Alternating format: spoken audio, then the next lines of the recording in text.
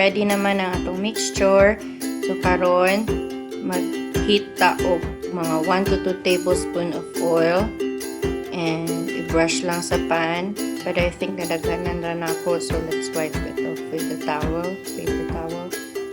And then when pag-init na, and then pour a cup or a lado full onto the hot pan and just wait lang tanga magbubble siya, as you can see. And then that's your cue to turn it over.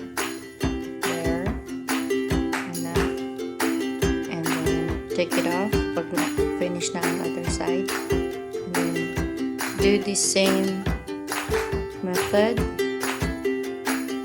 but this one I made it thinner so that pag roll, when you do the finished product, it will be easier.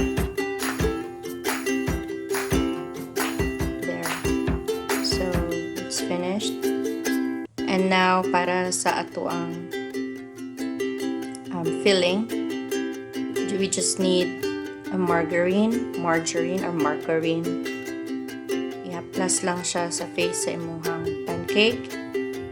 And then, buttery o white sugar, imong preference how much, and then roll it. So, you will know if you did a good pancake kung you've rolled it perfectly na walay tear ang imuhang pancake, meaning you achieve ang kanang chewiness na imuhang gusto.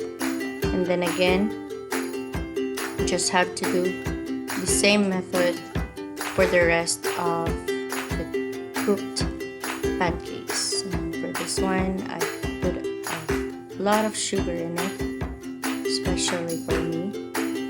And there you go. That's it. Thank you.